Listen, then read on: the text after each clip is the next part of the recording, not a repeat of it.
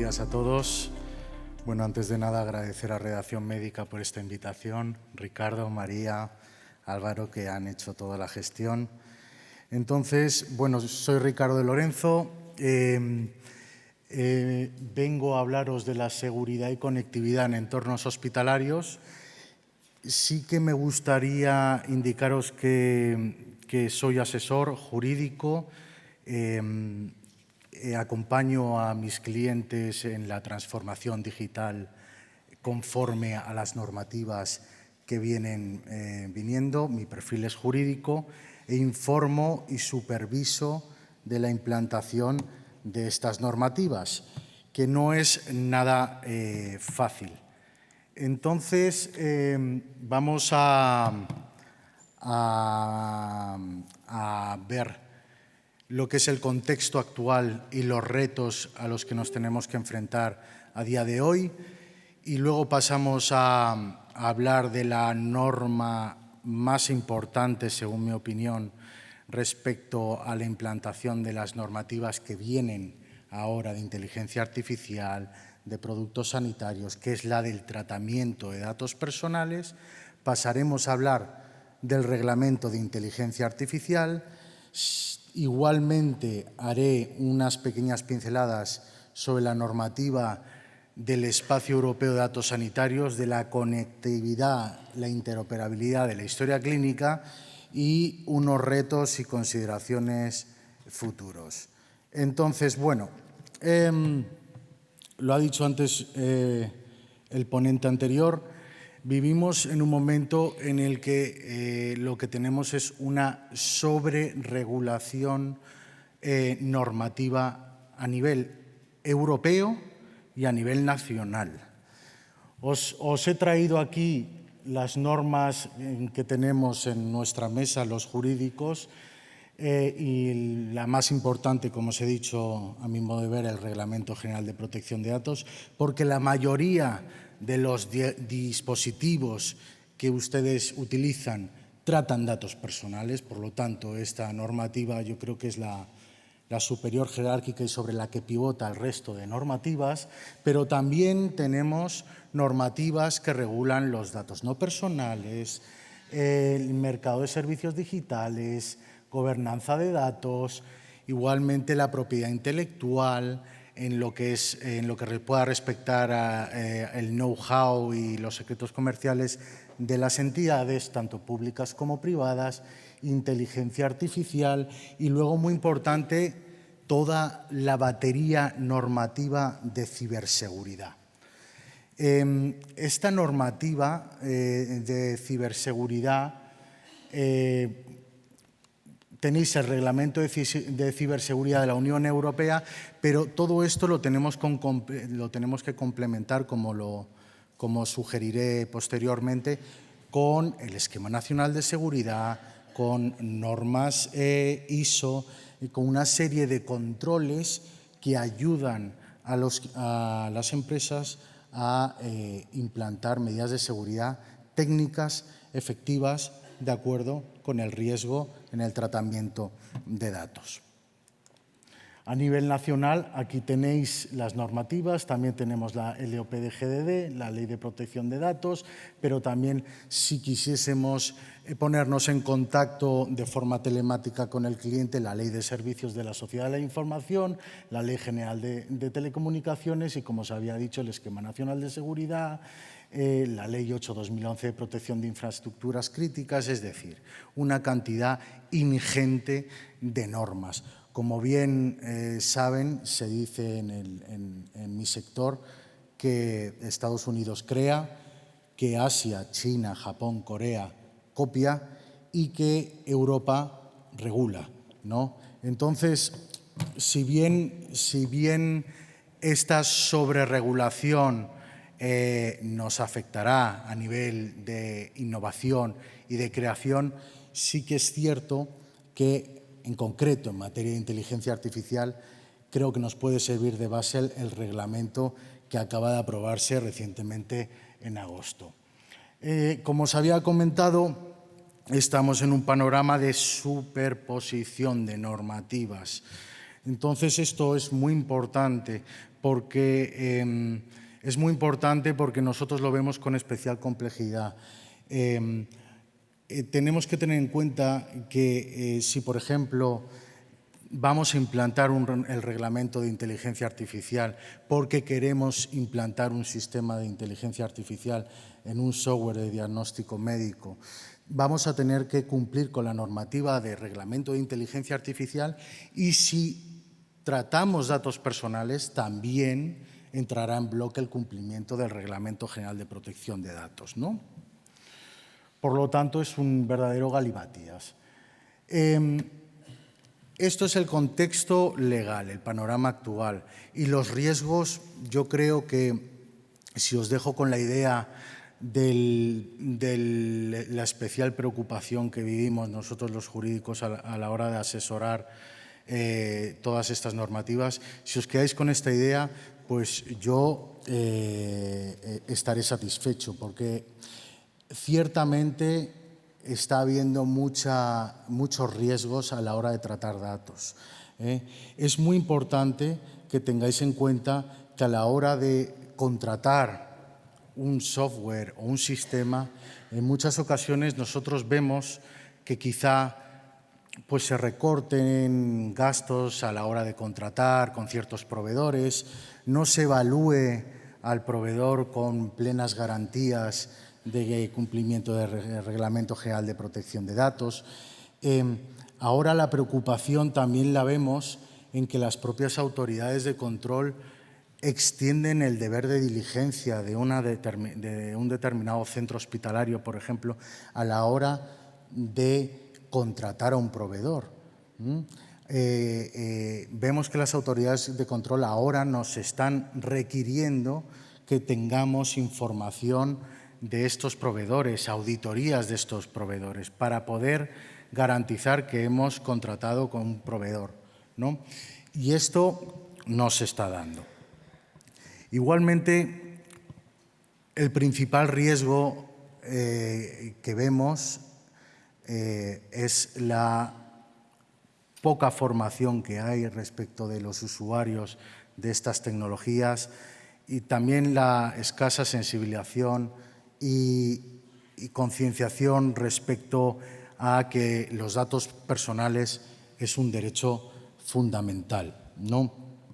Entiendo que tenemos que blindar con unas políticas fuertes, unas políticas prácticas, lo que es la formación del personal, que sean conscientes de que la inteligencia artificial, que es de lo que se está hablando ahora, ha venido para quedarse. Es decir, si el centro hospitalario no incorpora estos sistemas de inteligencia artificial, probablemente se quede fuera de juego, ¿no? Entonces, y la inteligencia artificial no es fácil de entender. A un jurídico es muy difícil de explicar lo que es una inteligencia artificial. Entonces, tenemos que potenciar estas políticas de formación, de concienciación, de sensibilización. ¿Por qué? Pues porque principalmente los vectores de ataque son los propios usuarios que manejan esta información. Como bien saben, hará un tiempo hubo un ciberataque al Hospital Clínic, y el propio CEO de la empresa hace especial hincapié en que tenemos que formar y tenemos que concienciar a los usuarios, porque los ataques cada vez son más sofisticados. Ya no se reciben correos electrónicos donde hay una mala redacción, ¿no? Incluso, como veremos después, ahora hay que añadir a esta ecuación el deepfake, ¿no? La suplantación de identidad. Entonces, es importante para afrontar principalmente la vulnerabilidad en ataques informáticos, es importante la concienciación, sobre todo porque estamos hablando de datos de especial sensibilidad, ¿vale? Datos que están categorizados de especial sensibilidad. Como bien saben, los accesos que se produzcan los accesos no autorizados a historia clínica no solamente pueden conllevar sanciones económicas, sino también pueden conllevar a inhabilitaciones, ¿no? Entonces, lo más importante es precisamente intentar minimar el riesgo de exposición de esta información de los pacientes. Y, por supuesto, no llegar a la interrupción que puede acarrear un ataque por malware a un hospital. Yo siempre pongo como ejemplo lo sucedido en Alemania en el año 2020, en el que la definición de lo que sucedió fue precisamente que un paciente falleció gracias a un ataque de ransomware. Lo que sucedió es que dejaron inutilizable un hospital de Düsseldorf y tuvieron que derivar al paciente a 30 kilómetros en ambulancia a otro hospital, al hospital más cercano, y precisamente en el trayecto falleció. Por lo tanto, lo más importante es que la capacidad de respuesta, ¿no?, del centro ante ataques que puedan recibir. Como os había comentado, esto se va a agravar más. Es decir, los ciberdelincuentes van a saber mucho más que los usuarios y que los directores de sistemas IT que puedan estar coordinando las medidas de los centros hospitalarios. Los hackers, para que se hagan una idea, ahora mismo, bueno, los datos tienen un valor económico, están cuantificados, y el dato sanitario ahora mismo se vende en la Deep Web en torno a los $1.000, a los 917 euros, ¿no? Importante la noticia precisamente de Redacción Médica en cuanto a la periodicidad de los ataques, y ellos informan en esta noticia precisamente que durante el primer semestre del año 2024 en España y Portugal ha habido en torno a 2.361 ataques semanales. De hecho, hace 3 días, mientras preparaba la presentación, salió una noticia de United Health en el que ha habido una exposición de datos de 100 millones de personas. Y esto había sucedido en febrero de este año. Lo que pasa es que se ha publicado hace 3 días, ¿no? Y muy importante, las deepfakes. Los responsables estaban intentando implantar en sus políticas incluso la palabra, el código que pueda tener una persona a la hora de sufrir una deepfake y preguntarle cuál es nuestra palabra código. Y esto lo hacen las empresas de seguridad, por ejemplo. Por lo tanto, el nivel de sofisticación y el nivel de riesgo que actualmente estamos padeciendo y vamos a sufrir es muy alto. Por lo tanto, importantísimo, el Reglamento General de Protección de Datos. Desde el 2018 que lo llevamos teniendo, pero no estamos plenamente sensibilizados. Importante. Tenemos que, como centros responsables, obtener un consentimiento claro, un consentimiento del paciente en donde nosotros le informemos de forma previa qué es lo que vamos a hacer con sus datos personales. Intentar evitar los textos farragosos, vamos a intentar ser transparentes, claros, incluso con el uso de iconografía. Tener en cuenta que un dato personal no es solamente un dato que identifique a una persona física, sino un dato también que pueda llegar a identificar a una persona física. Ahora mismo yo llevo un wearable y esto lo que hace es mandar una serie de parámetros de datos sobre mi estado de salud, y eso es un dato personal. Y ahora, cuando hablemos de conectividad y lo que va a suceder en Europa con el Espacio Europeo de Datos Sanitarios, ya os adelanto que lo que va a poder hacer un paciente con el Espacio Europeo de Datos Sanitarios es incorporar esta información sobre su estado de salud en la historia clínica electrónica. Como os había dicho, base de legitimación, que puede ser por contrato si es en el ámbito privado, en interés público si es en la parte pública, en interés vital se encuentra legitimado el tratamiento de datos personales, y vamos a extraer del Reglamento General de Protección de Datos y de su artículo 32 las medidas de seguridad que este reglamento pretende que los responsables tengan, que es básicamente medidas acordes al riesgo, como os había comentado, y que abarquen la confidencialidad, la integridad, la disponibilidad de los datos y una evaluación continuada sobre el riesgo. Por tanto, es imprescindible que ante este panorama valoremos la contratación de las normas estándares. La 27.001 es de seguridad de la información, la 27.701 habla sobre privacidad concreta, el Esquema Nacional de Seguridad, como veremos posteriormente, que obliga a, por ejemplo, entidades públicas o entidades privadas que ofrezcan servicios a entidades públicas. Ahora bien,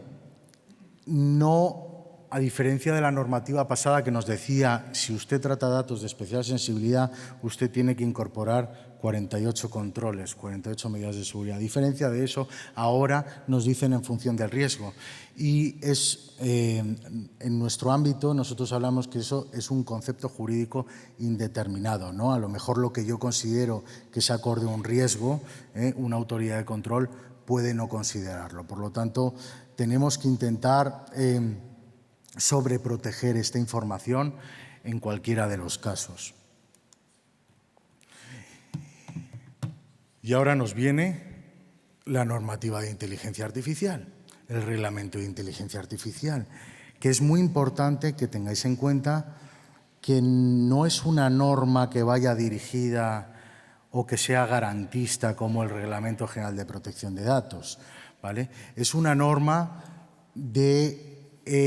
como los dispositivos médicos, de evaluación de conformidad, del marcado CE, va dirigido al proveedor, a los proveedores de servicio, o va también a los responsables de despliegue, a los implementadores de este sistema de inteligencia artificial.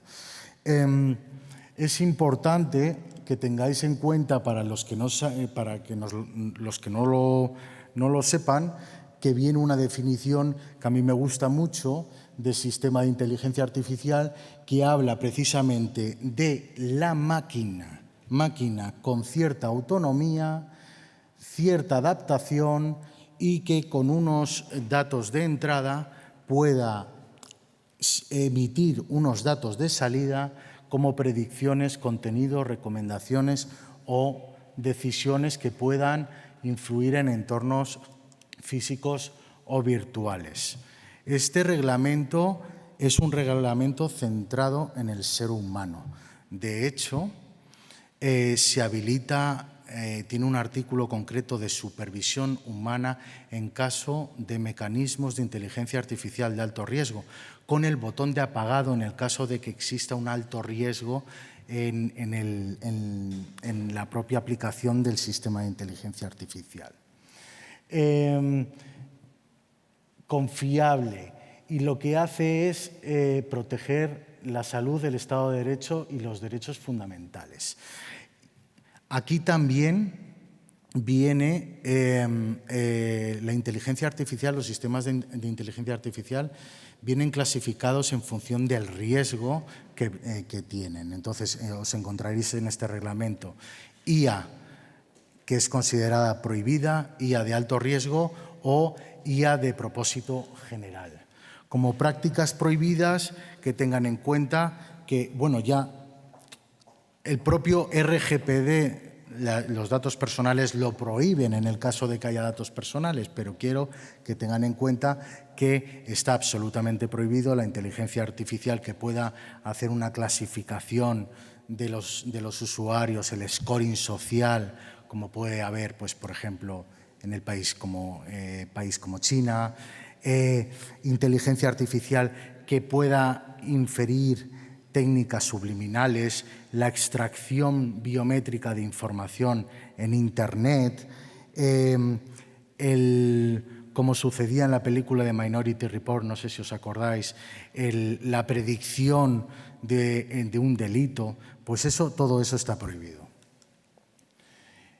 Os traigo un pequeño vídeo de una serie que a mí me gusta mucho, que habla de un futuro distópico o no, en el que precisamente se valora una inteligencia artificial prohibida.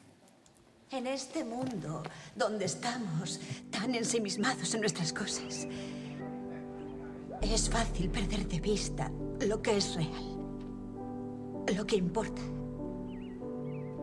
¿Conoces nuestro programa de personas influyentes? ¿Me admitirían en el programa? No, no lo harían. Necesitas en torno al 4,5. 4,5. Debido a su puntuación actual, está restringida a la flota Super Ahorro. Si nos fijamos en los números, su arco de popularidad es muy sólido, con una trayectoria muy fuerte. Veamos su esfera de influencia. Cambiaré esto. Buena periferia.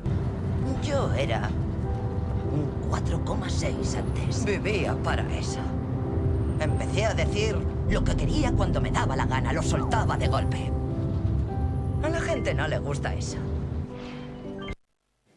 Bueno, da un poco de vértigo, pero esta es la realidad que estamos viviendo. Entonces, bueno, como os había dicho, este reglamento de inteligencia artificial desglosa la documentación que un proveedor tiene que tener para poder distribuir su inteligencia artificial. Documentación técnica, cumplimientos de requisitos, transparencia y un sinfín de documentación. Y ya por último, y lo voy a intentar ser ágil, en cuanto a la conectividad, la idea es tener un sistema interoperable, es decir, que el paciente tenga control de su información, que tenga facilidad de acceso a la información. ¿Para qué? Para poder mejorar la medicina, en la medicina personalizada, en la atención. Muy importante respecto al espacio europeo de datos sanitarios es que se plantea preparar una serie de infraestructuras que abarquen unos datos para uso primario y unos datos para uso secundario. Respecto a los datos de uso primario, que es la prestación de asistencia sanitaria, es curioso ver, como os había comentado, que este proyecto de espacio habilita al propio paciente a incorporar datos sanitarios, habilita al paciente a restringir los accesos a determinados médicos, y todo ello para poder ser atendido en otros países en los que quizá pues, la historia clínica no sea la de origen. Igualmente, respecto de los accesos a los profesionales, ellos podrán acceder a las categorías prioritarias de datos, que son estas que pueden ver, ¿no? También habrá un uso secundario. La idea es precisamente cuanta más información tengamos sanitaria, vamos a poder beneficiar la investigación científica en interés público para elaborar estadísticas oficiales o para la investigación científica. Y respecto a los retos y consideraciones futuras, como os he comentado, valorar ya no solamente implantar las medidas que ustedes puedan considerar con vuestra base de datos, sino también certificarlas, ¿vale? Porque mediante la certificación se consigue un nivel de madurez de cumplimiento. Falta de interoperabilidad, la ciberseguridad, como os había comentado, y respecto a inteligencia artificial, muy importante, los datos de entrenamiento tienen que ser datos de calidad. A día de hoy vemos que los responsables no tienen los datos de forma objetiva. Muy importante también la falta de explicabilidad que puede tener una inteligencia artificial. Por lo tanto, tenemos que intentar ser lo más transparentes posible. Y yo creo que una de las más importantes, aparte de la sensibilización y la información, formación a los usuarios, é moi importante que el que tiene que tomar la decisión siempre va a ser el médico. La inteligencia artificial siempre tiene que ser utilizada como medida de apoyo. Las conclusiones que os he comentado e igualmente siempre me preguntan esta pregunta de si la inteligencia artificial nos va a llegar a sustituir en algunas profesiones. Como han comentado antes, yo no puedo llegar a decir si nos van a sustituir o no a día de hoy. Lo que tengo muy claro es que las personas que sepan utilizar inteligencia artificial van a tener más posibilidades para sustituir a las personas que no saben utilizar inteligencia artificial. Nada más por mi parte. Muchísimas gracias por vuestra atención.